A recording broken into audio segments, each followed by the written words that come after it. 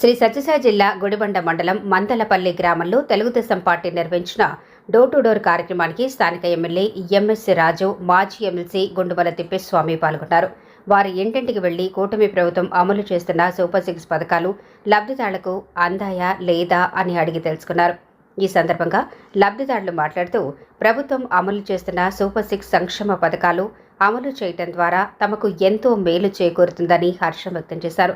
ఈ కార్యక్రమంలో single window అధ్యక్షులు మద్దన్న కుంటప్ప, మండల తేదేపా కన్వీనర్ లక్ష్మీ నరసప్ప, మండల తేదేపా ప్రధాన కార్యదర్శి శ్రీనాథ్, జిల్లా ఎస్సీ సెల్ అధ్యక్షుడు ఎన్ మంజునాథ్, నాయకులు కేఎన్ పల్లి సురేష్, మైనార్టీ నాయకుడు ఏ షబీర్, జయన్న, సన్నమారప్ప, డీలర్ సిద్దప్ప తదితరులు పాల్గొన్నారు.